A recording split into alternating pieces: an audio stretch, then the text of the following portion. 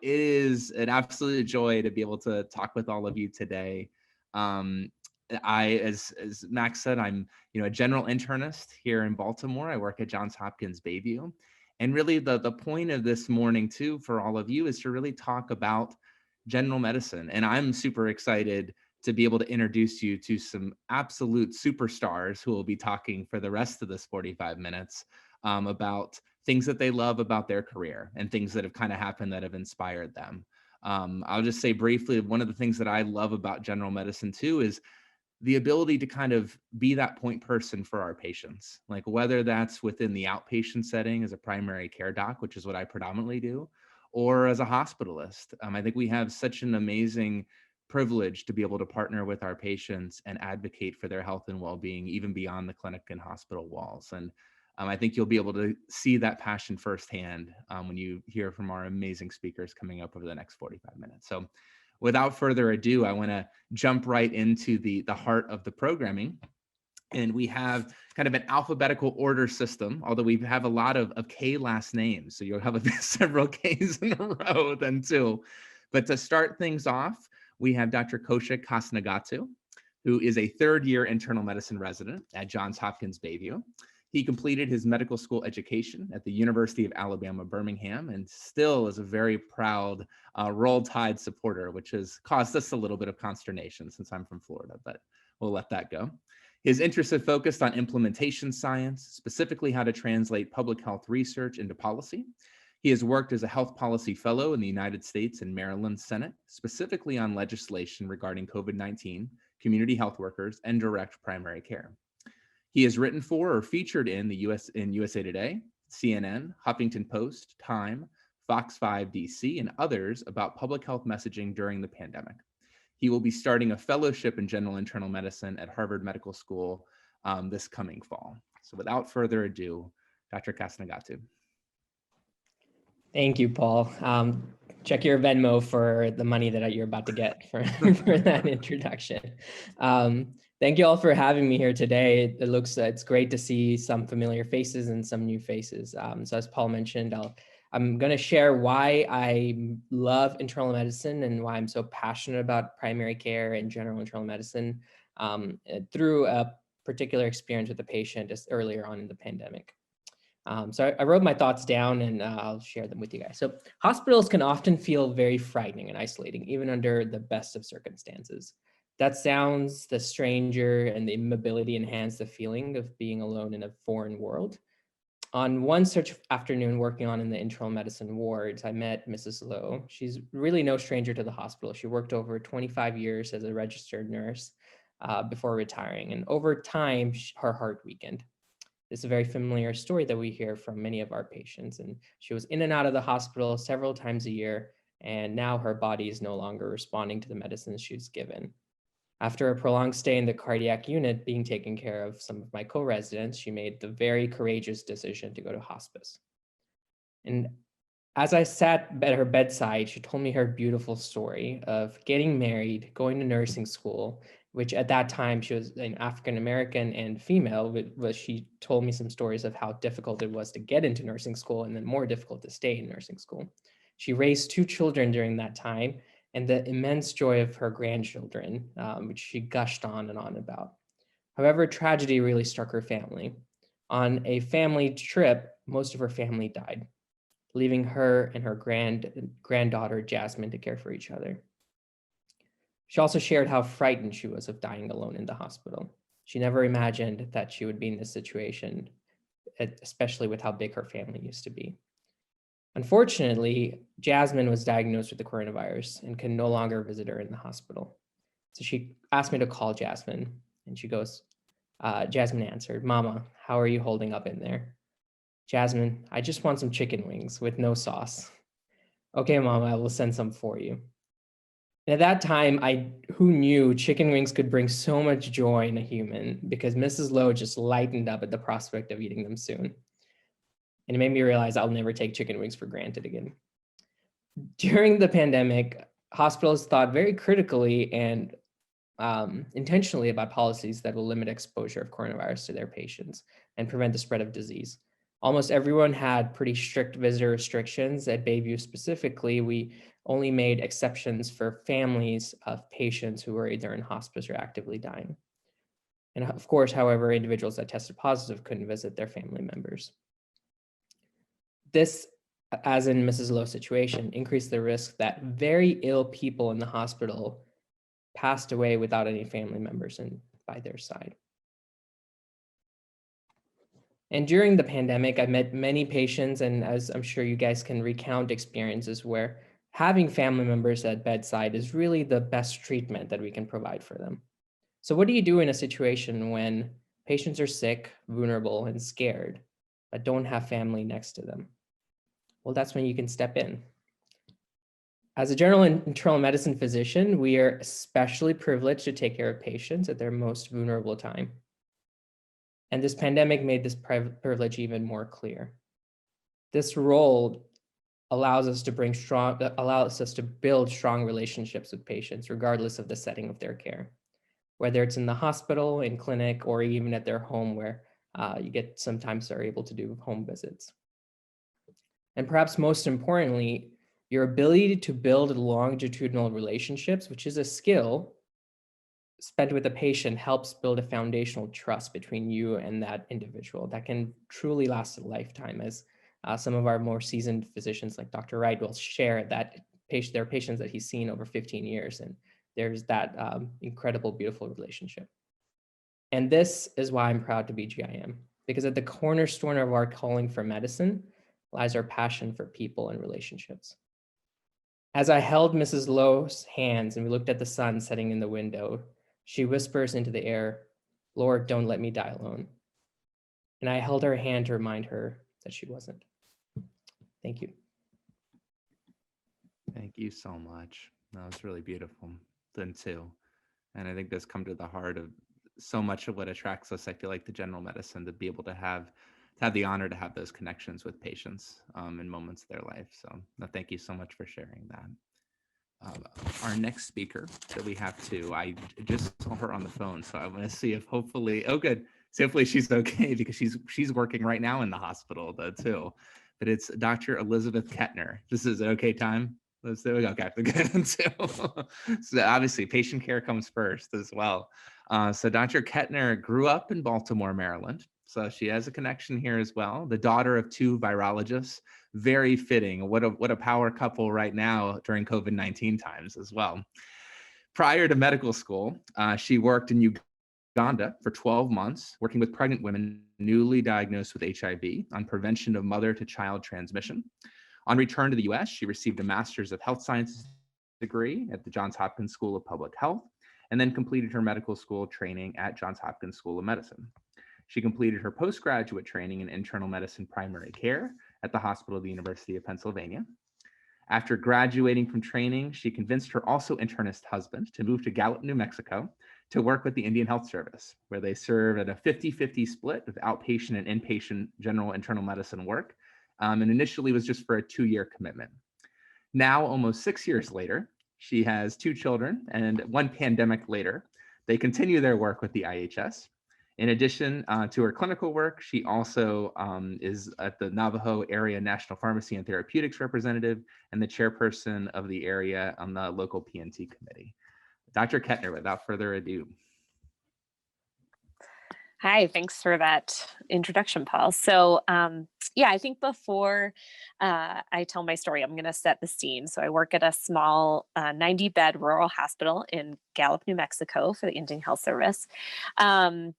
We have pretty limited services here, but we do have general surgery, and we have a great team of ER docs and internists. So as the story goes forward, I just will say that we really have no interventional capabilities. And so for our patients who get sick in short notice, there's a lot that we need to do for them quickly. So this is not a COVID story, so hopefully that will be a little bit of a relief. So this is about a patient of mine. I'll call her Elle. She is one of those patients you love seeing on your outpatient schedule. She's 45, she has eczema, a little bit of seasonal allergy. She's lovely. And so it's great to see her. She's someone who I always can do a full review of systems on because she's really got, very limited medical problems and a lot of preventative care. So I actually went back to look at her chart about this over this short period of time just to see what really happened. And I realized that I had seen her about 2 days before I got this call. So she called me, and it was unusual because I get a lot of phone calls from a lot of repeat customers, but she rarely calls me. So I called her back, and she said, Dr. Kettner, you asked me the other day if I ever had black stool. And I know I said no, but for the last day I've been having black stool. And so that's obviously concerning, and we all sort of know what that means in our minds. So I said, okay, great. Well, how are you feeling otherwise? No other symptoms. So she came in, she got some vital signs, she got some lab work done, and her hemoglobin was stable to where it had been. So I called GI down in Albuquerque. We're about 150 miles away from Albuquerque and Flagstaff. And they said, well, doesn't sound concerning. Labs are stable. Why doesn't she come? We'll get an appointment next week. So I said, okay. I didn't love that idea, but I said, let's touch base tomorrow. So I called her back the next day, and she was feeling better, still having the black stool. And I asked her to take her pulse over the phone, the early days of telemedicine. And it was not fast, but it wasn't slow.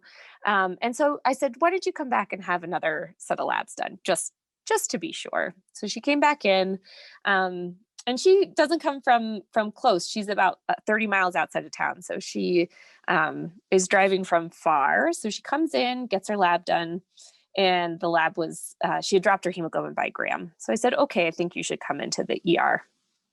So, it took a little bit of prodding, but she did it. And she waited in the ER for a little while, and I get a call from the ER that says, from a friend who's an ER provider. And she said, hey, your patient who you sent over here is now intubated. She had a catastrophic bleed, and we're about to fly her to Albuquerque.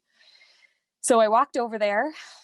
Fortunately, it was lunch, and I went to her bedside, and I said, Elle, I'm here. You're going to the right place. I don't know if you're going to get better, but you're doing you're in the right place. You're in good hands. So I waited there until the flight team came. Fortunately, one of the guys on the flight team was actually a former ICU nurse here. So he called me when she got to Albuquerque, said, your girl made it. She's doing great, intubated in the ICU. So she turned out to be there for about 3 weeks. She had multiple endoscopies that never found anything grossly wrong with her, including capsule endoscopy, never found the source of the bleed. And so 3 weeks, probably 3.5 weeks later, because I made sure to get her in straight away, I saw her in clinic, and I gave her this huge hug because I didn't think I was going to see her again. And we sat down, and I said, so, tell me everything. And she sort of recounted this story to me. And then at the end, she said, but you know what? I remember you being there. And I was like, what do you mean? And she's like, I remember you being there before I left. And I was like, no, I didn't see you before you went. We talked on the phone, and, by the time I got to the ER, you were sedated and intubated. She said, no, I know you were there.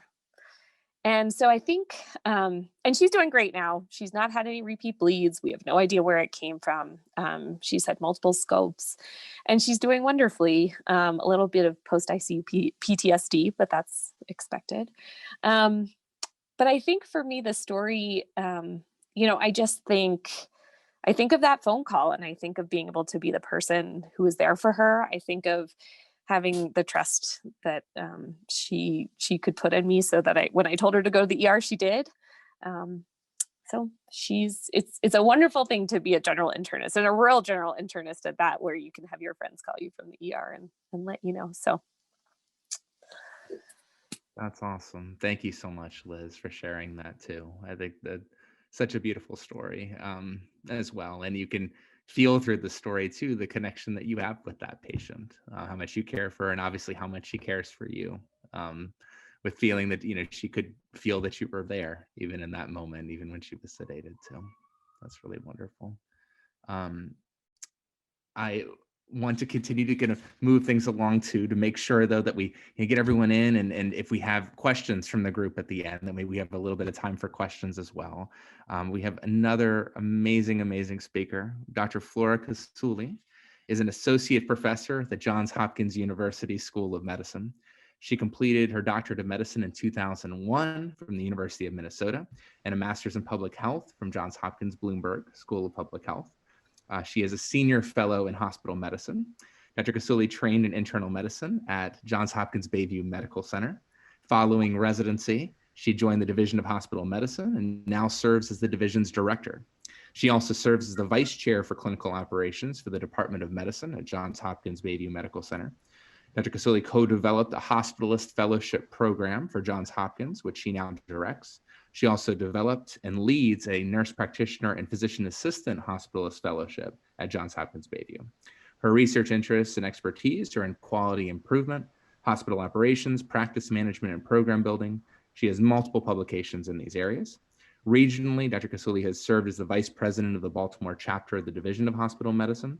She has served on several committees of the Society of Hospital Medicine, facilitated at multiple SHM leadership courses, and is in the Society of Hospital Medicine Leadership Academy.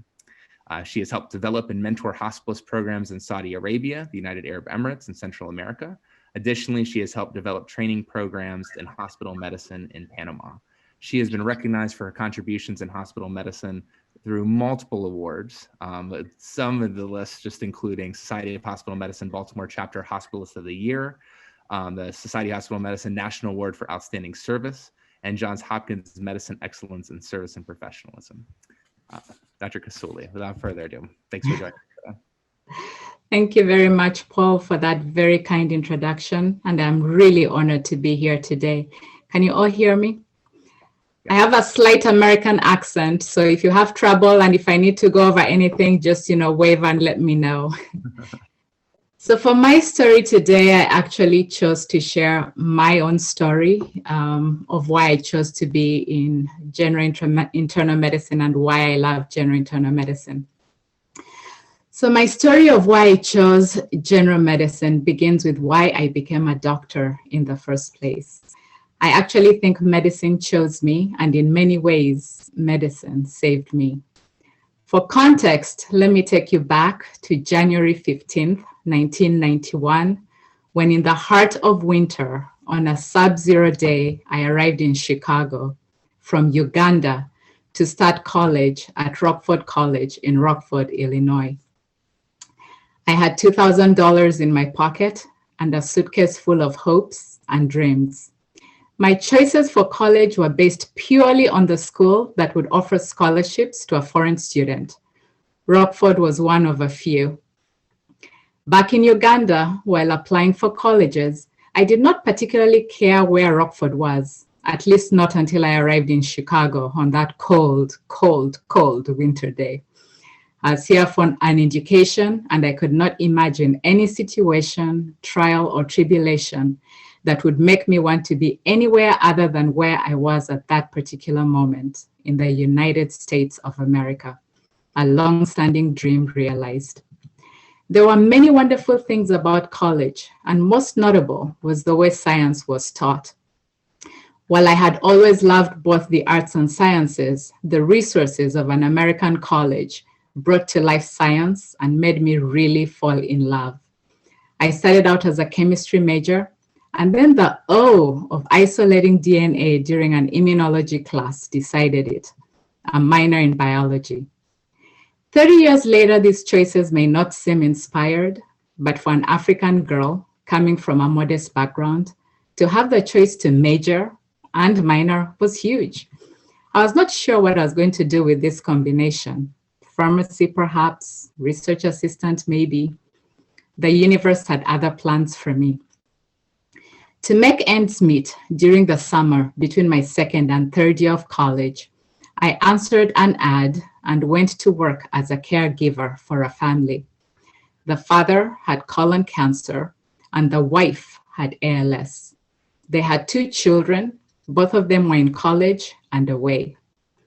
For both, their illnesses were terminal. In addition, the mother had a gluten allergy. My primary task was to take care of her so that she could take care of her husband for as long as she could. During that summer, her husband died.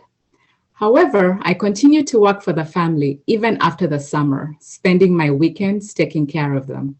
You see, the mother, I'll call her Anne, and I grew very close because shortly after I went to work for them, my mother in Uganda was diagnosed with stage 4 breast cancer. One thing my mother was clear of is that she did not want me to go back to Uganda to take care of her. She had sold her house to get me that $2,000, and she wanted me to make a better career and life for myself. She wanted to be sure that she did not get in the way of that. I could not really afford to fly home, and she did not want me to sacrifice the little that I had trying to get home to her. She made me promise not to go home. I realized that the last time I had seen my mother was the last time that I was ever going to see her alive.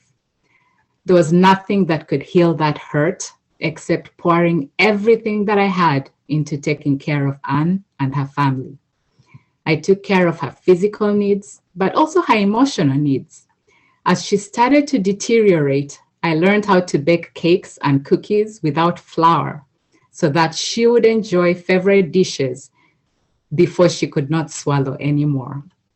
I read to her and talked to her and tended to her, and in so doing, I tended to my own pain. I did for Anne what I could not do for my own mother, and it was therapeutic for me. We laughed and cried together, and it was cathartic for both of us. Both Anne and my mother died a little over a year after I met Anne. What got me through those losses was the realization that there were many Annes, and that taking care of Annes was good for me if I worked hard to ensure that it was good for them as well.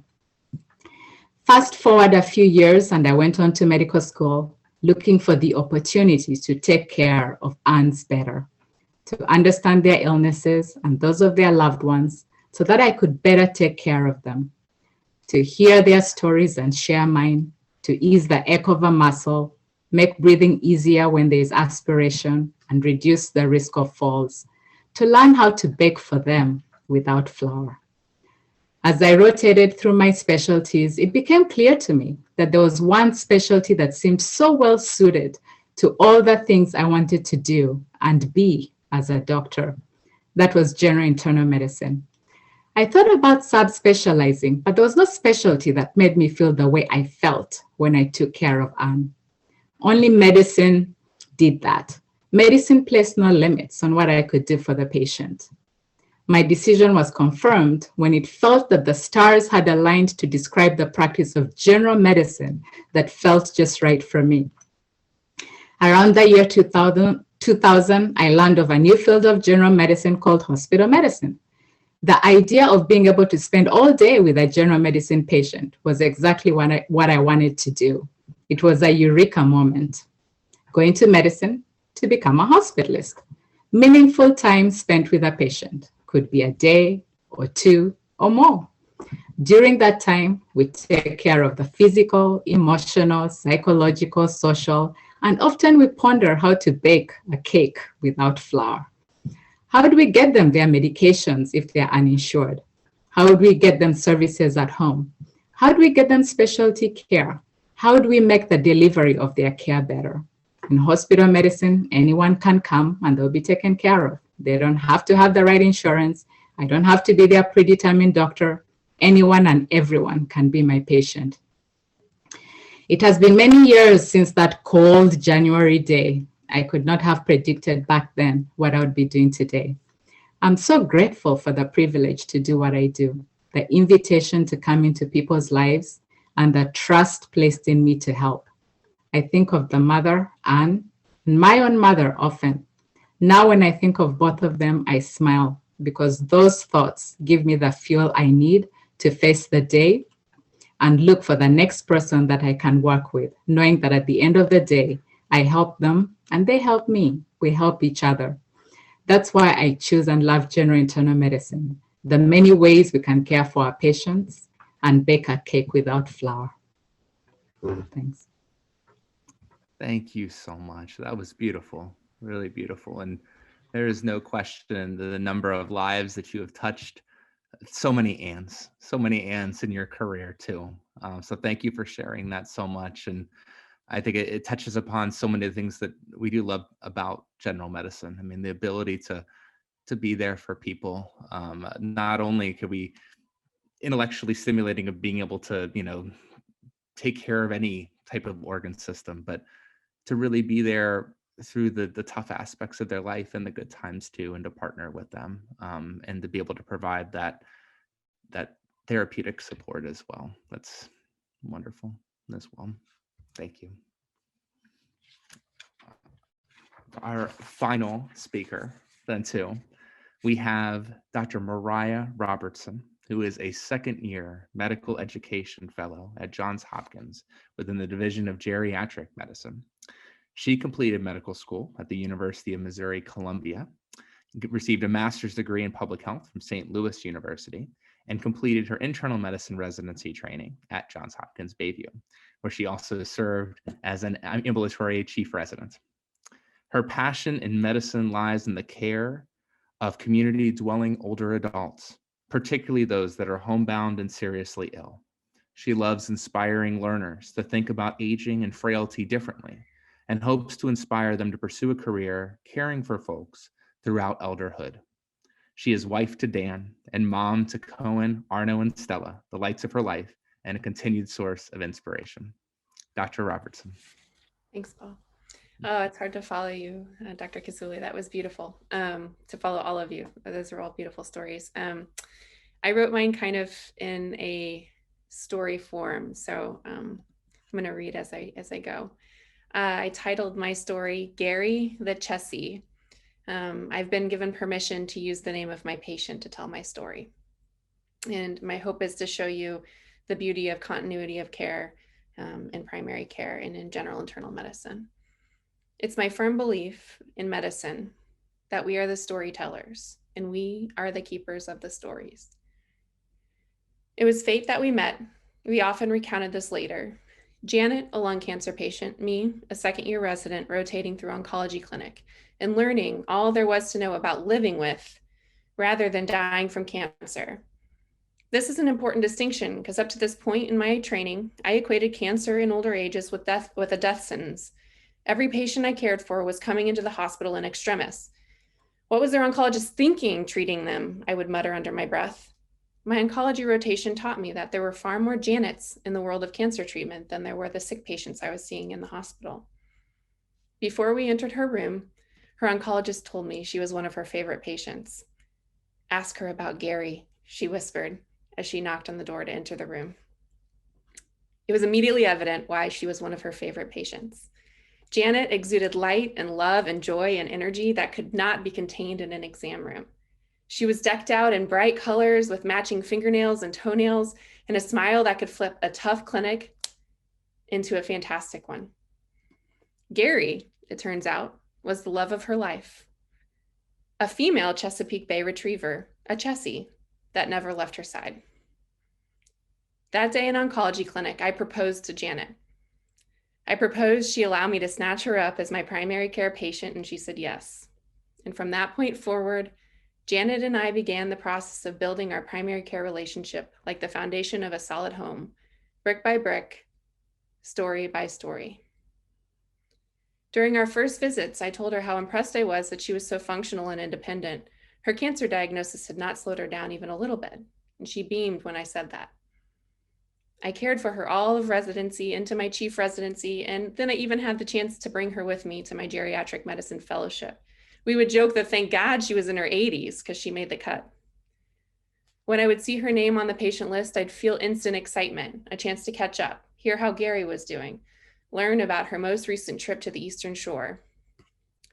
Part of the beauty of continuity of care in general internal medicine is that you accumulate memories with your patients, but you sometimes also watch them accumulate some illness, particularly in their older ages. Over the years together, Janet began to slowly decline. An admission for worsening breathing revealed irreversible lung changes caused by her radiation. Another admission several months later revealed new pulmonary emboli. By 3 years into our primary care relationship, she was requiring a rolling walker and oxygen through nasal cannula to get around, but she still lived independently. She still lived with Gary. "I feel like I failed you, Dr. Robertson," she said through tears one day in clinic. "You told me I was so functional for my age, and now look at me." With those words, Janet taught me that what I say matters a lot. "Oh my gosh, you have not failed me, Janet, not one bit. You are still the bright, shiny light you always have been. I'm sorry I used words that made you feel any differently."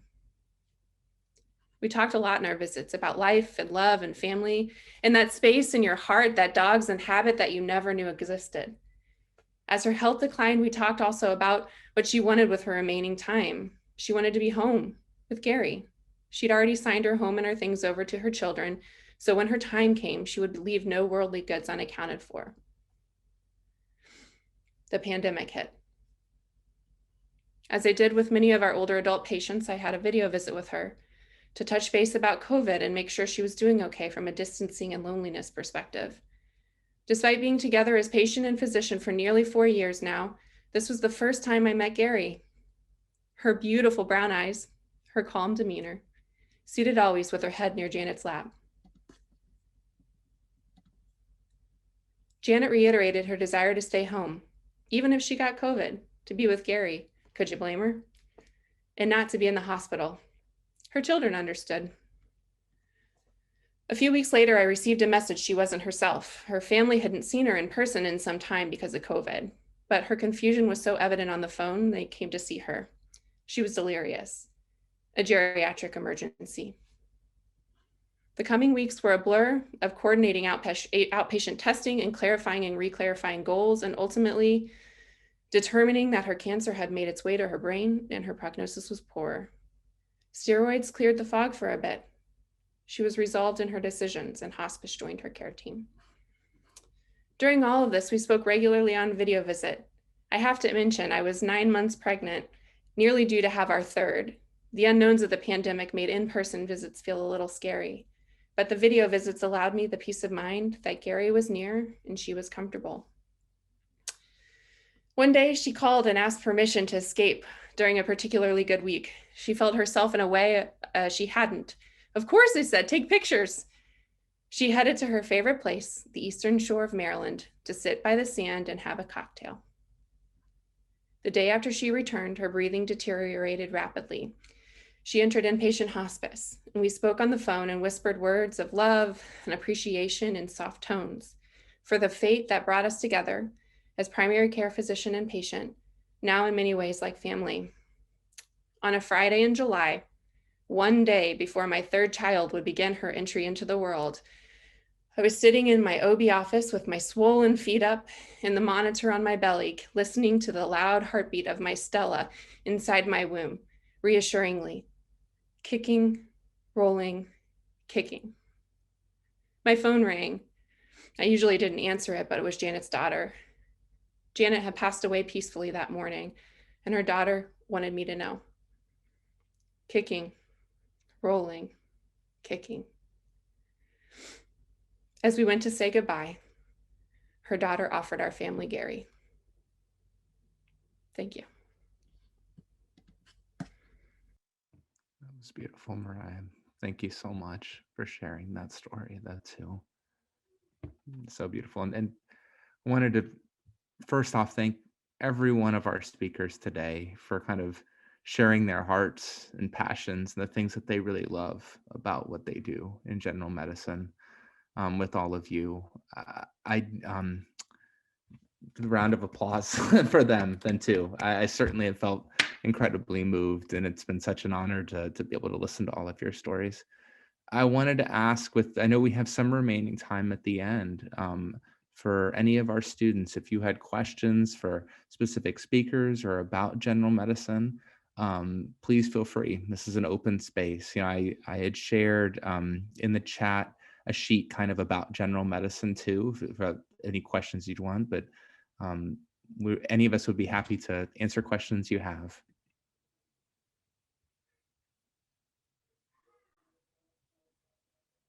Hi, I wanted to say something. Can you hear me okay? You can, thank you. Yeah, my name is Mary Muladi. I'm a third-year medical student at University of Maryland.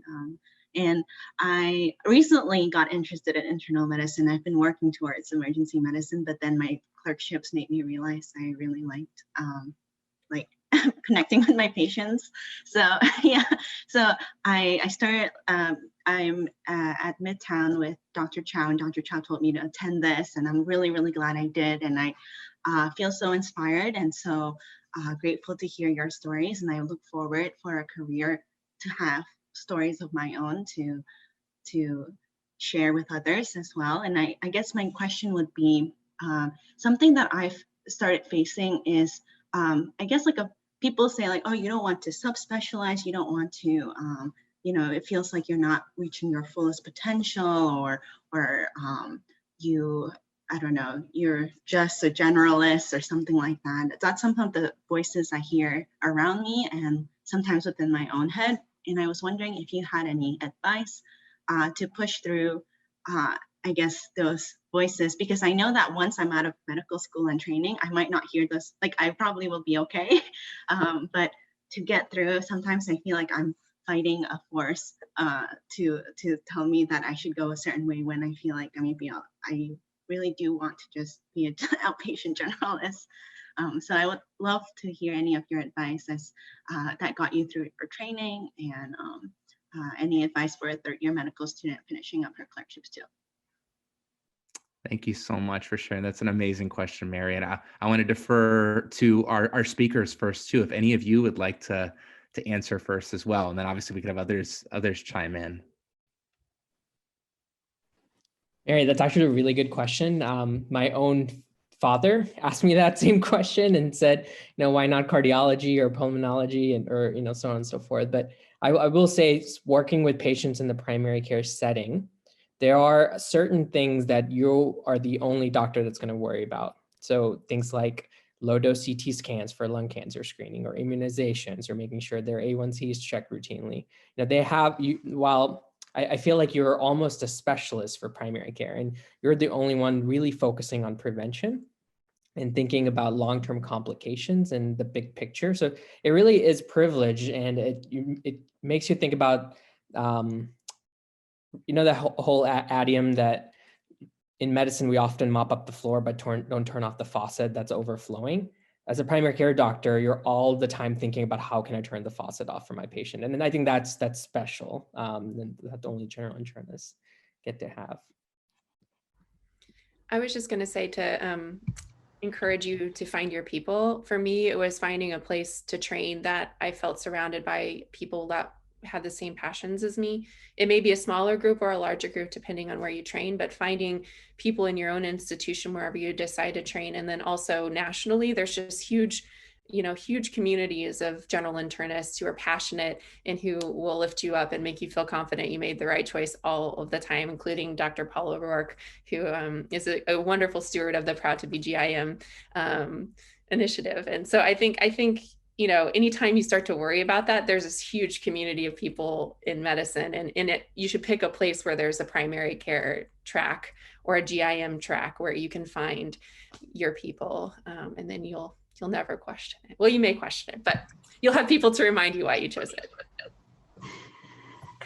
I think I'll echo the same. I was a medical student at a place where I was told that I was quote unquote too smart to do primary care. And so I think find what makes your heart sing and follow that. And, you know, when people tell you, you know, it's not the right thing, you won't make as much money, it won't be as satisfying, just keep looking for options. I think following, which it sounds like you've been able to do, which is awesome.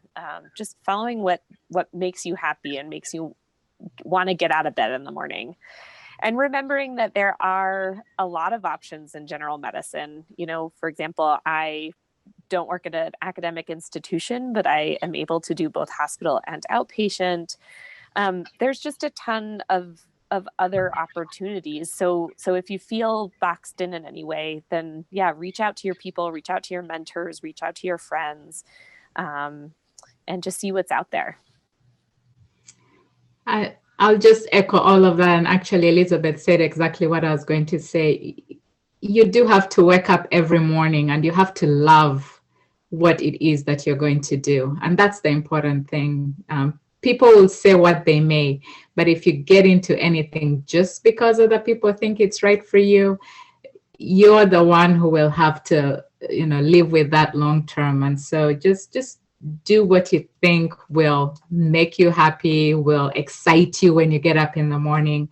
And as others have said, you'll build on that and just find that fulfillment.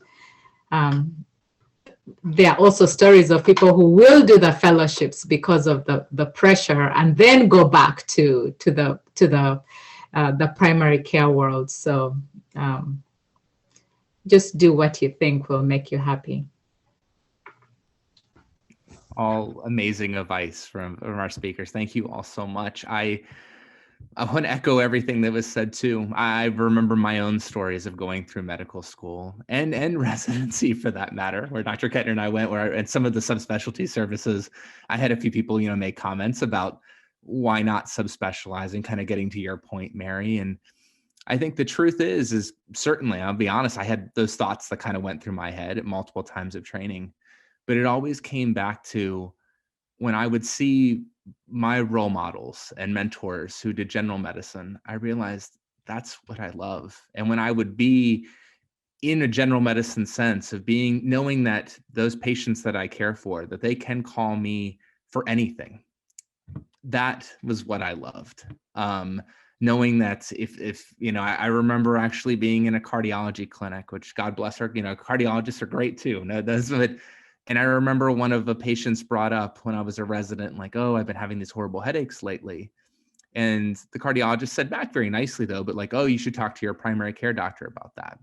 And it was even in that moment, I thought, that's the doctor I want to be. I want to be that primary care doctor. I want to be that person that regardless of what they say, whether it's head pain or recent loss of a loved family member or difficult times in their lives, that is our arena, that we're there to walk with them through like every stage of things. And even though I think it's very intellectually stimulating too, general medicine, and that's another fun part of this, the thing that's most fulfilling when I lie my head down every evening is thinking of the people, the longitudinal relationships, the stories that you've heard from our speakers today. Those are the things that make this so fulfilling and make it so that I don't for a second doubt the decision that I made and love doing general medicine as well. So I think to echo all the advice of our speakers, follow your passion, follow your heart and what you really love, and you will not regret it. And you'll be very happy in your career.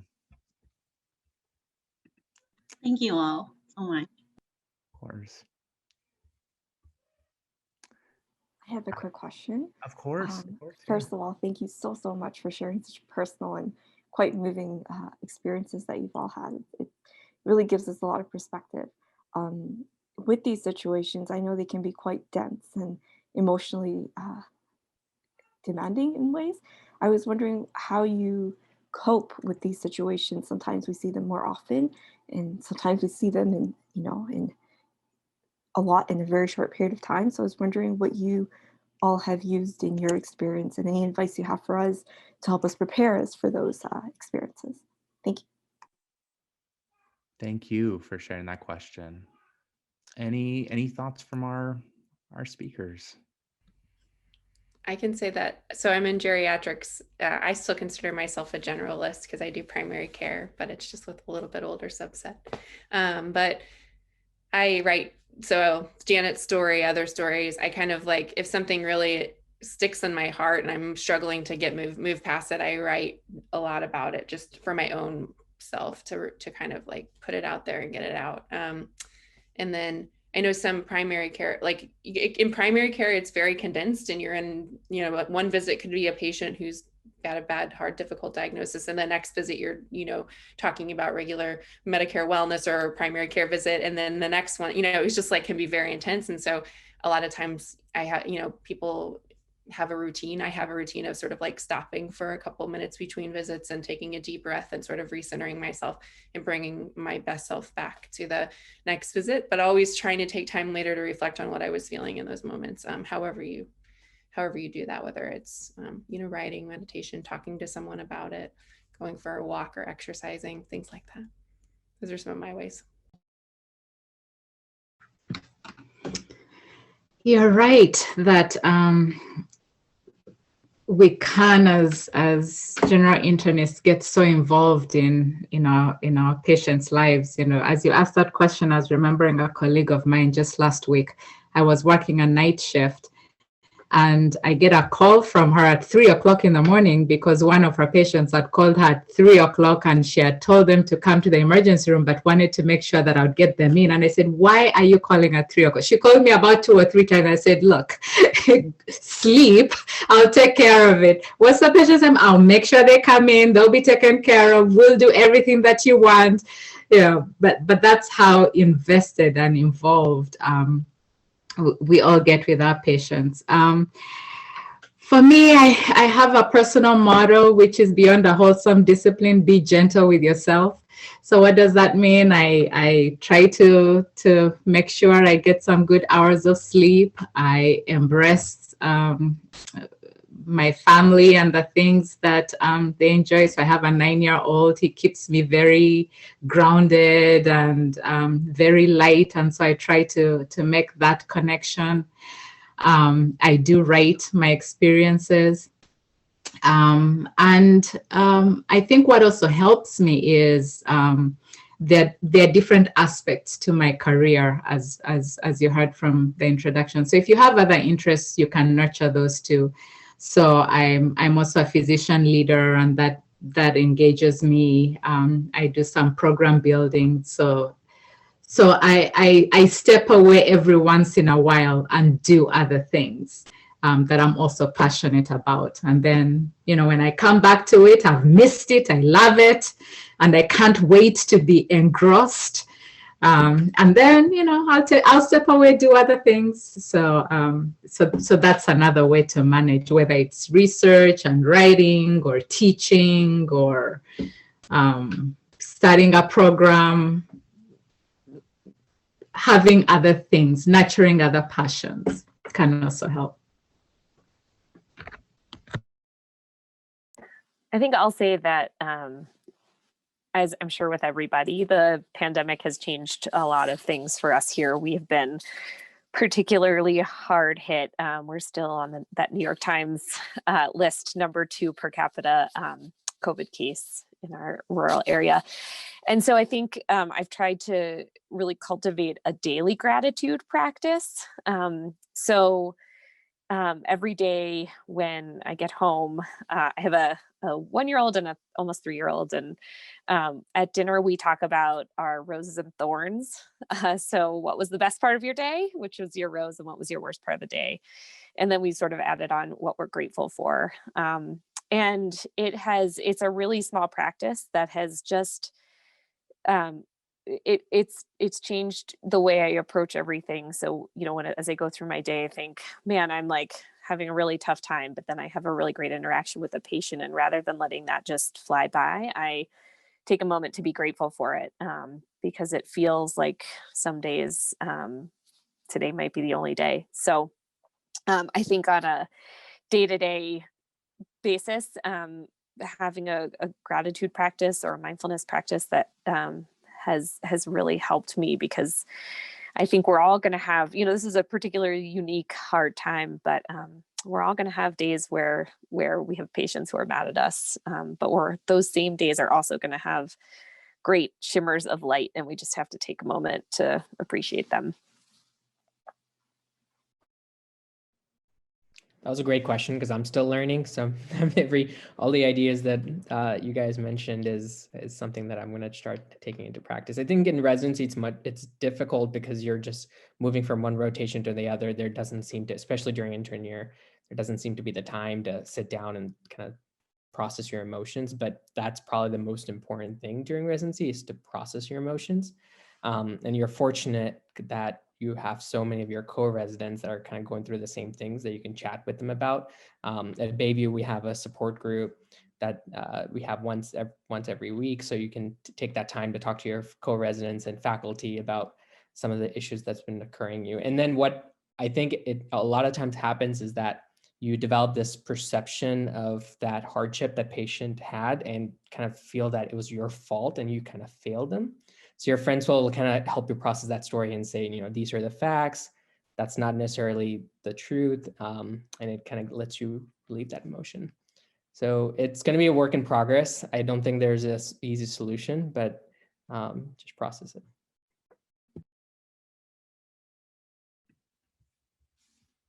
Thank you all so much. That is such an important question. So thanks for sharing that as well.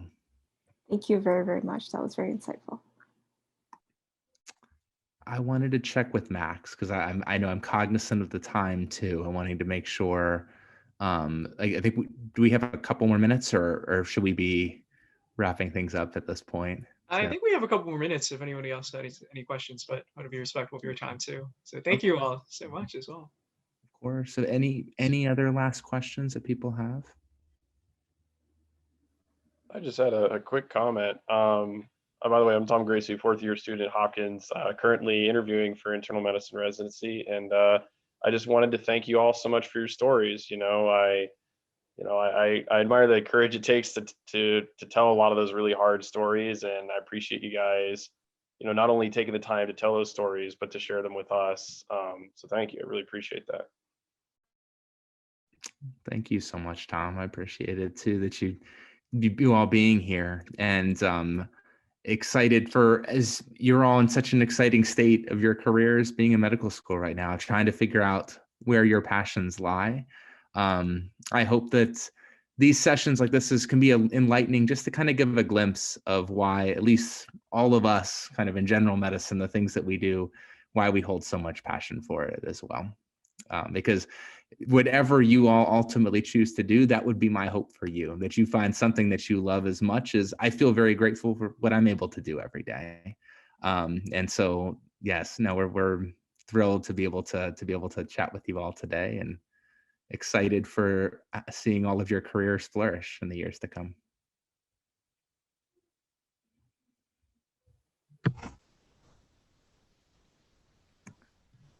Well, I don't know if we have our contacts, Paul, but you're welcome to reach out if you have any questions after this. I don't know if we can share. You're welcome to share my contact, but if you, as you're deciding what you want to do, if more questions come up or anything, feel free to reach out. Absolutely. Mm-hmm. Mine too. Yeah, same. Good luck, guys. Yeah, it's definitely something we can do then too. Well, I wanted a big thanks to our speakers again as well. What incredible stories, and even more importantly, incredible people. So thank you for sharing your time on this cold but sunny afternoon here in Baltimore. And it looks sunny in New Mexico too, from what I can see out the window. So I'm happy to see that for you as well. But it warmed my heart to hear all the stories today. And for all of our attendees, definitely know that you can reach out. So be happy to kind of share contact information if you'd want to talk with anybody. We're here to answer any questions you have and to share our passions too. So thank you all so much. Thank you for having us. Thank you all. Thank you. Have a great day. Thank you for your time. Thank you. I think what's next is we're going to have the room hosts. They're going to play a video for us, just talking about X-ray interpretation, image interpretation. Yep, let me pull that up right now. Awesome. And our next presenter is Assistant Professor and the Director of Medical Student Education for Radiology at the University of Maryland School of Medicine. She's also the Assistant Diagnostic Radiology Residency Program Director at University of Maryland and the Diagnostic Radiology and Nuclear Medicine Residency Program, Dr. Sain.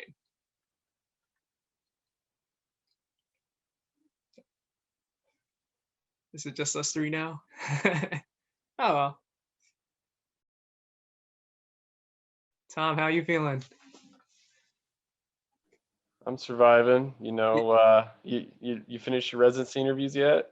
Yeah, Yeah, it feels good, right? yeah, for sure. It's a long season.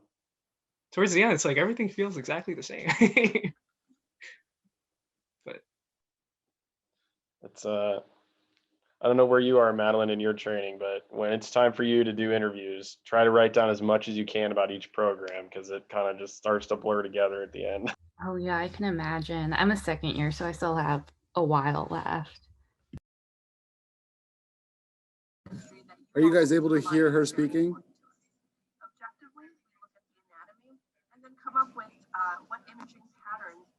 It's very distant. Okay, let me make sure. I'm going to stop share and reshare and make sure my audio is going through.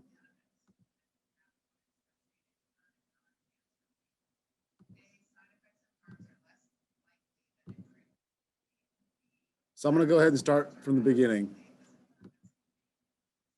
Cardiothoracic radiologist at the University of Maryland. I'm sorry to be doing this over Zoom and not being able to meet you guys in person, but this is going to be a short, quick 15-minute lecture on chest radiograph interpretations. So let's get started. So how do we integrate clinical information? So in medicine, we have the SOAP note, S subjective, O objective, assessment, A, and P is for plan. Now, similarly, we have the same thing in radiology, but different information is being integrated and absorbed at the same time. So under the subjective, pertinent clinical history that you all will be providing is very important to us. Objectively, we look at the anatomy and then come up with what imaging patterns are present on patients' imaging.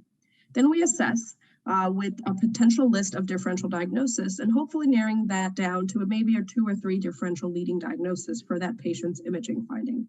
And the P plan is a recommendation determined by the assessment and that ultimately contributes to the therapeutic plan for the patient. So technique and anatomy. So the composition, thickness, and shape of a structure all interact to influence what an object looks like on a radiograph. So what causes a structure to appear black, white, or gray is dependent on how much of the X-ray beam is absorbed by the structure versus how much passes through to reach the detector. So something is called radiopaque. That's when it absorbs most of the X-ray beam, so like metal or bone. Something is termed radiolucent, like air, in which more like not dense structures are most of the beam passes through that and into the detector. So the 5 basic density in a chest X-ray are air. So you can see this patient's air surrounding the X-ray beam here and the cassette, that's air. There's also air in the patient's lung. Fat here, the patient's subcutaneous soft tissues too here. Patient's bone, you can see is bright, right? And so that is another density that you could see. And that would be radiopaque. And then metal is the brightest thing that's seen here on this patient's chest X-ray CD device. Now, the differences in density allow us to visualize anatomy and pathology on an imaging. So let's review some basic anatomy. So on this patient's frontal chest X-ray, the midline structure here is the trachea as it bifurcates into the right and left main-stem bronchus. Number 8 is pointing to the right superior pulmonary vein, and left and 6 and 7 is the right and left pulmonary arteries, interlobar pulmonary arteries. Along the midline here, you have the aortic arch and then the descending aorta. So that is composition is the aortic knob here at the level of number 4. And number 5 is pointing out the azygos vein. When we're looking at the heart on a frontal chest X-ray, this right side of the heart is composed of the right atrium, and this left side of the heart is the left ventricle, and you have the left atrial appendage is right here as well. On a lateral chest X-ray, there's a lot of anatomy that could be seen. The sternal angle is at the joint between the manubrium and the sternum, and anything that's above it is considered superior mediastinum, and anything that's below it is inferior mediastinum. And the pulmonary artery bifurcates below this level. So on this lateral chest X-ray, here you have the right ventricular outflow tract here. And then right posterior to it is you have the ascending aorta, the aortic arch, and the descending thoracic aorta. You also have the right and the left pulmonary arteries here. So if we were to break down the mediastinum, we can do it via the superior and inferior mediastinum, like I was telling you about the angle of Louis here between the body of sternum and the manubrium. And we can also then divide it by anterior, middle, and posterior mediastinum. And what lives within those areas are also important as far as what pathology can be seen. So in the anterior mediastinum, you have the thymus, fat, and lymph nodes live there. In the middle mediastinum, you have the most important structures like the heart, the trachea, the mediastinum, the esophagus, lymph nodes could all be within that area. And in the posterior mediastinum, you're looking at the osseous structures, you're looking at the spine and the neural foramina. So how do we assess the chest x-ray? So there are several ways to interpret a chest x-ray. So just because my lecturer talks about it in a certain way doesn't mean you have to do it this way. The key to radiology is coming up with a pattern and sticking to that same pattern each and every time so that you don't miss anything. So some people look at the ABCDE method. Some people use the inside out method, meaning they look at the heart and then slowly work their out to the soft tissues. Some people do the outside in method, the exact opposite, and some people do the thorax method. So let's just do the thorax method for today. So thorax, T stands for technical, H stands for heart, hilum and mediastinum, O are the osseous and soft tissue structures, R is respiratory or lung findings, A is abdomen, and X is extras and edges. So when we look at something for technical purposes, as far as verifying details, although mistakes are quite rare, they do occur and you should verify details pertaining to the patient that you're reviewing. So the date and time of the study, the patient's name, the age, the sex, etc. When you're also looking at the technical aspects of a chest x-ray, you're looking at for rotation. You're also looking at the type of film. Is it a PA or AP radiograph? Is the patient lying supine or they erect? You're also looking at things like inspiration. Did they take a good deep breath in? How many ribs are you able to see? And you can also look for things like exposure and penetration of the x-rays. So let's talk a little bit about rotation. So essentially, when you're looking at a patient's rotation, it's not uncommon, especially for patients who are getting AP chest x-rays, to be slightly rotated. Rotation can be assessed by measuring the distance between the medial edges of the clavicle to the spinous process right here. So if this angle or this angle is increased, then you know the patient is rotated towards that direction. So PA versus AP chest radiograph. Now, AP projection is obtained with the patient usually laying in their bed or laying flat or partially upright, and that's usually reserved for patients who are non-ambulatory. And that view has some disadvantages, particularly when you're evaluating the mediastinum. You can see that this mediastinum looks quite wide in here. It also has limitations in terms of lung basis evaluation, but that is probably what I see almost daily, about 100 plus chest x-rays in the ICU, because those are done on an AP projection. Versus PA and lateral chest x-ray, which is this one here, is the standard used for most patients who are ambulatory or able to stand. And in this view, the mediastinum should have a normal width, and a good inspiratory effort results in this full expansion of the diaphragm, as you can see. So on a PA chest x-ray, so the x-ray beam is going from the posterior aspect of the patient, and the cassette is anterior to the patient. So that's why the name is termed PA, posterior anterior chest radiograph. So the beam is traveling from the back. And on a lateral chest x-ray, the patient's side, his left side is against the cassette, and the x-ray beam is going from the right side to the left side of the patient. So inspiration versus expiration chest x-ray. So on an inspiratory view, deeper inspiration shows more of the lung and results in a better overall image and less haziness than the lung bases. So we like to see at least 8 posterior ribs on a good inspiratory view like this chest x-ray here. And as if you were to count the ribs here, it'd be 1, 2, 3, 4, 5, 6, 7, 8. This is another patient with a chest x-ray. They didn't take as good of a breath as the patient on the other side. When you're looking at the heart is 2/3 of the heart is on the left side of the patient's chest radiograph, and 1/3 of it is towards the right. Now, again, the right side of the heart border is composed of the right atrium, and the left side is of the left ventricle and the left atrial appendage. When we evaluate the cardiothoracic ratio, we do that on a PA radiograph because, as I mentioned, the AP radiograph can exaggerate that ratio. And that ratio should be normally less than 0.5. So on this frontal chest x-ray, we can see that the trachea is usually midline or just slightly towards the right at the level of the aortic arch. The hilum also is at the level of T6 or T7 vertebral body, disc level, and the left hilum is usually slightly higher than the right hilum. You can see that this patient's hilum is abnormal. There's increased fullness of the right as well as on the left. And so you have to think of what lives within that hilar structures. So you can have soft tissue masses like adenopathy in that region that's causing this patient's abnormality. So O is for osseous and soft tissue structures. So that in this patient's left side of the chest, let's evaluate all the things that are abnormal. Well, we see that this patient has a clavicular fracture here on the left side. You can also see there are multiple contiguous left-sided rib fracture deformities. And here you see that the lung markings, as you can see on this nice right-sided chest, you can't see that on the left side. Instead, there's the left lung is here collapsed.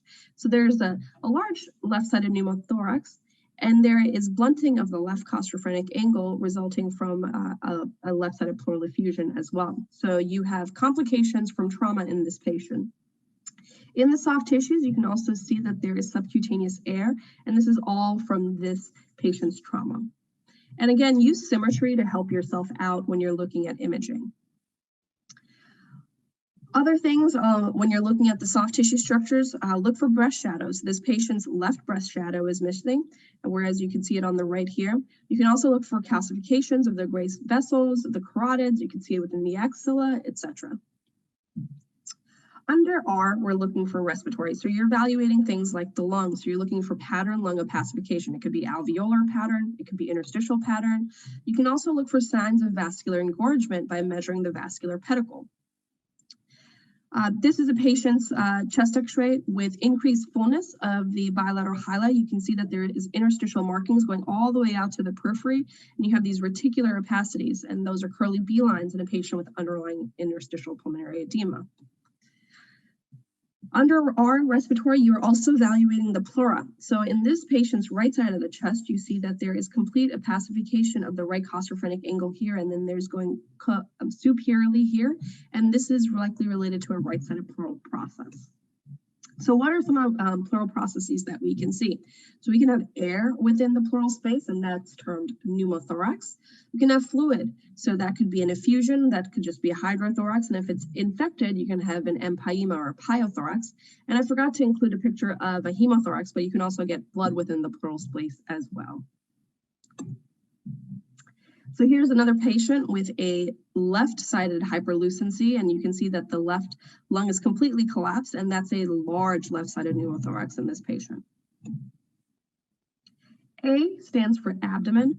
So what you're looking at are the hemidiaphragms. Now the right hemidiaphragm is about 1 intercostal space above the left hemidiaphragm. And you want to evaluate the contours of the diaphragm. So you want to look at the shape of it.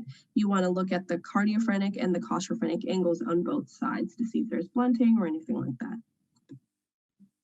In addition, you want to see if there is any air below the hemidiaphragms. You can see that you can make out the crisp diaphragm both on the right and on the left. And that's because there's air below the diaphragm in this patient. Now the gastric bubble is on the left side, and you can see that this is not just the stomach gastric bubble. There's actual air that's below because something has perforated and you have pneumoperitoneum. X stands for the extras and the edges. So you're looking at the support lines and tubes. Now, this is me constantly. I'm going through this maybe 1 chest x-ray per minute. And you're looking at all these lines and tubes, and you just have to have a pattern for where are these lines and tubes supposed to be and are they where they are. So you're looking at the endotracheal tubes here in this patient, NG tube. You can look for chest tubes, EKG leads, pacemaker leads, metalwork, any PICC line, catheters, PA catheters, anything of those things. You got to make sure that they're going where they're supposed to go. And in this case, the patient's endotracheal tube is in the right mainstem bronchus. So let's go into the reading room. And these are just some of the can't miss cases that I just decided to pull just to make sure that we are able to give you at least some important cases to leave. Now, again, 15 minutes is a short period of time to talk about things you can't miss in chest radiographs, but this is just a short, brief introduction into things that as you go into intern year, you're able to see and locate for yourself. So this patient's chest x-ray is abnormal. And why is it abnormal? So look at the trachea here. It's deviated all the way towards the left side of the hemithorax. There is the aorta here where the aortic knob should be is very enlarged. And look at how a normal chest x-ray should look like, right? You have the aortic knob and the descending thoracic aorta. The aortic arch here is, you can't even make out the edges of it. So on a CT, this was secondary to an aortic dissection. And a patient who has a history of acute chest pain or pain radiating in the back, this is a patient with a dissection of the ascending aorta. So this is another patient with an abnormality in the right side. So this patient has an increased opacity of the right upper lobe with elevation of the right minor fissure. You can also see that there's tenting of the right hemidiaphragm and the right hilum is elevated. So this is a right upper lobe atelectasis. Now you can get this something called a golden S sign, which is created by a central mass obstructing the upper lobe bronchus, and this should raise a suspicion for primary cancer in a patient. Now, if this was a patient's chest x-ray who was a pediatric patient population, you should consider foreign body aspiration resulting in complete atelectasis of the right upper lobe or left lower lobe, whatever it may be. You can also have other causes for atelectasis, such as malpositioned lung lines. You can have mucus plugging in patients on mechanical ventilations or asthmatics who have ABPA, which is aspergillus. And always remember the differential of cancer is particularly in smokers. So let's look at atelectasis of other lobes on the right side. So this is right middle lobe atelectasis. So the right heart border is obscured in this patient's frontal chest x-ray. And the lateral chest x-ray, you have this linear triangular density, and that's the right middle lobe that is atelectatic, and there's volume loss. Versus right lower lobe atelectasis, you have this triangular opacity here, and the medial right lung base, and the right hilum is also depressed. And you can see that there's increased density as you're going down the spine, and that's complete right lower lobe atelectasis in this patient. So what is the abnormality in this patient? You have fullness of both the right, left hilum, as well as along the right paratracheal stripe. And so what can be there? So you can have lymph nodes, you can have vessels, or parahilar masses. And what are some hilar masses differential diagnosis? So for adenopathy, it could be something like sarcoidosis, or you could have tuberculosis, particularly in the pediatric population can have adenopathy. You can also have vessels that live there. So pulmonary artery enlargement, pulmonary hypertension, and always think about neoplasms such as lung cancer or lymphoma. Now, this was a case of patient with pulmonary sarcoidosis. And remember, it's this infiltration of this non-caseating granulomas, and pulmonary and mediastinal lymph involvement is extremely common and seen in over 90% of patients. Now, Garland's triad is known as the 1, 2, 3, or the Pondberger sign, which is this pattern of lymph node enlargement that's described with sarcoidosis.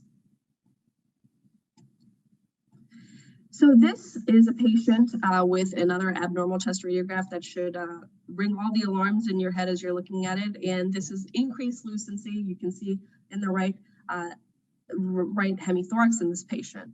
And this is a large right-sided pneumothorax. And again, the right lung is collapsed here. And you have volume loss, and you have shift of the mediastinum towards the contralateral side.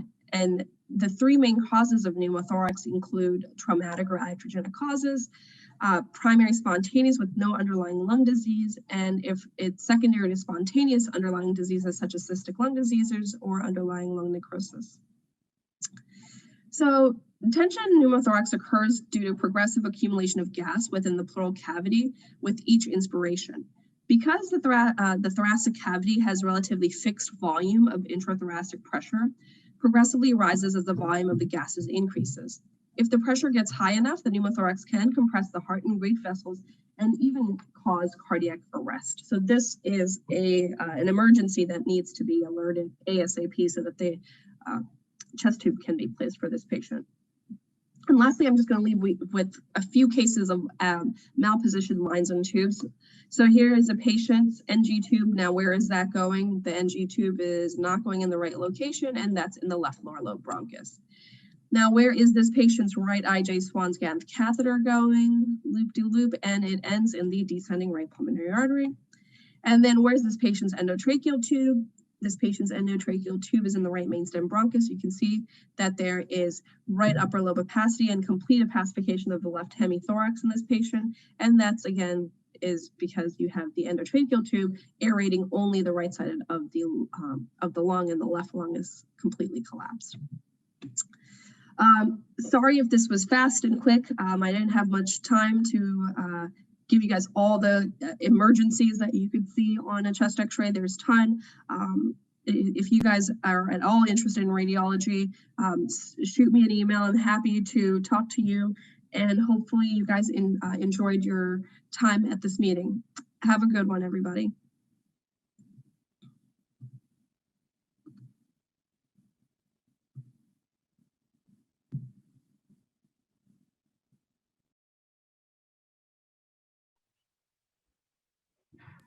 All right, I guess that's it.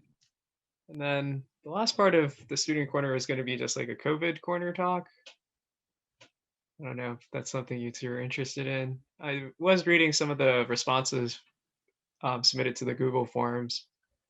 One of the anonymous submissions was about having all these difficulties scheduling STEP and Step 2 scheduling. And then I think Mary, who was here earlier, had a comment about how the pandemic's made her realize she wanted to go into internal medicine versus EM. But I think that it's going to be also especially rough for you and I, Max. I think that coming off the bench, I think we're going to see July 1st without precedent. But so I think going in with that mindset is going to be therapeutic, just saying, you know what, we didn't have as much clinical exposure. It might be a little tougher for us. It's not because we're not capable. It's just because of difficult circumstances. So I'm sure some attendings might gripe about it depending on the program, but just kind of going in with that mindset. yeah. Still hasn't really dawned on me yet that we're about to graduate in a few months. It's weird given that like I've spent a good chunk of the last few months not rotating. Yeah. Just of various exams and having to rotate or having to do interviews, and it's weird. We're gonna like show up for 3 weeks for like intern 101 and be like, all right, you graduate. I started in the ICU on Monday, and I was looking at some of the patient lists. I was like, oh my gosh, I don't know how to do anything. Yeah, I've forgotten all my inpatient stuff. Oh dear. And they're just all so complex. ICU, I think ICU is good to like knock the dust off though, because you have to, especially cardiopulmonary medicine and fluid management, I think they hit that harder even than the wards does. Like you will never hear people care so much about saline versus ringers in your life. No, you can't do saline, it's wrong. But it's a good learning experience. Yeah, I'm looking forward to it. Yeah. Something I feel bad about is just like, I don't know about you, Tom, but I feel like this pandemic has really just cut all the time we could have spent with our friends as well, you know? Like, yeah, who knows where we our got friends are going robbed to of go like next fourth year. year, Yeah. which is crummy, but yeah, it's terrible. Definitely stinks. Yeah. And how are you feeling, Maddie? I know you said you got your second vaccine. Yeah, I feel like horrible right now, but like I feel like the pandemic hasn't affected my class that much. We were definitely the luckiest class because we still got to meet everyone. We got like some exposure in the hospital last year. We got some this year. Like our step probably won't be messed up like the people last year's was. And then like we're gonna go in the hospital in July. So I'm very, very grateful that I was able, like my timing for med school just worked out in that regard. But it's definitely been hard because I feel like this year we haven't learned the physical exam, you know, so I'm like definitely nervous for July when we're in the hospital. But I'm sure it'll all work out. Do you guys have any, oh, sorry. Oh, go for it. Do you have any, we're picking our schedules for next year. Do you guys have any tips on like where to rotate first versus later? Yes. have a hard opinion, and Max, let me know if you disagree. I would not do internal medicine right away. I would try and get several medicine E rotations first, because we're probably biased, but I would say cognitively it's the hardest rotation. At least it was for me. So having lots of other rotations, because the thing is, there's a lot of overlap between board exams for different rotations.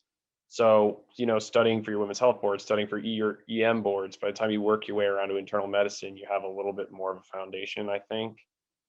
So at least you don't want to put it too late. I would say you definitely want to do internal medicine before you start applying for residency, because you want to know that's what you want to do. But like, get it kind of late, and you want to leave room for a sub-I after it. So I don't know what your experience is, Max, but maybe like, I would say internal medicine, maybe spring of third year or late fall of second year. What do you think? Yeah, I'd agree. Yeah, trying to push whatever field you want to go into towards the end. And a lot of the other subjects that you're going to take in neurology, OB-GYN, all that women's health stuff, it's going to be on your internal medicine shelf anyway. So I think if you start to take women's health or neurology first, I thought it was a good transition towards taking internal medicine. And I personally thought taking women's health OB-GYN first was beneficial to me, because I thought it was like an intro to not only the OR, but also to an outpatient setting for some of the clinics that you'll be going to. So kind of like an intro to everything. And also it's tough. So Yeah, I've I was heard. like, I might as well get this one out of the way, because I'm not super Yeah. interested in it. But if it's something you're interested in, yes. Yeah. Nice. Okay. And then if I do IM like spring third year, that'll help with rotation or with letters of rec, right? So it'll be Mhm. like fresh in their minds. Okay. Nice. Thank you. And it's also nice because if you go into your sub-I right after you've done internal medicine, you're still kind of hot, like you remember everything, and you go right into your sub-I, you can impress people more easily. And that's what generates some of those letters, which Okay. is really nice. Your sub-I. Yeah, they changed it this year. So we have to do like all 10 of our core rotations before we do our electives and sub-I. So Brutal. yeah. Okay, that makes things a little trickier. So I guess, yeah, you might have to do a couple in between maybe. Another rotation I found, if they absolutely make you do a rotation between IM and sub-I, I think EM is good. I like to think EM as internal medicine, but you don't have as much time. There's a lot of overlap. So EM is a good one. Crit care would be a good one to do between IM and sub-I. Maybe an ambulatory clerk. I don't know if they make you guys do ambulatory as like a rotation, or they do it as part of EM, or they just stick it wherever. For us, they just stick it in first year and then we all forget about it. So that's another good one, I would say. Awesome. Thank you. Yep.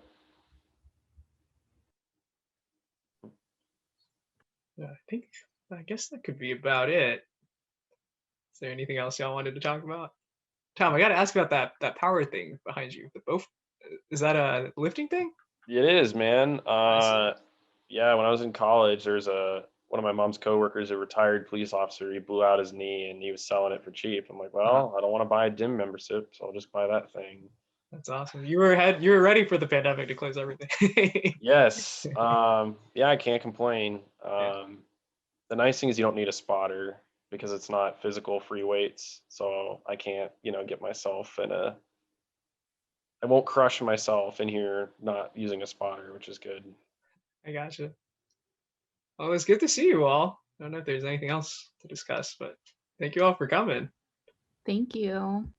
Yeah, thanks for organizing everything, Max, and good to see you guys. Best of luck. Yeah, see you all at the next escape room. Is that right? I think that's our next event. Yeah.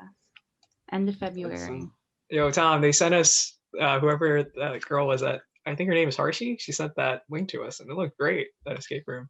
Yeah, if I remember correctly, her SO, he's like a big like computer programmer kind of guy, and he's had a lot of downtime, so he just spends a lot of time designing these like escape rooms. I think they've done them before too. I wasn't able to go when they've done them with just like some friends, but yeah, it looked like a blast. So yeah, sounds good.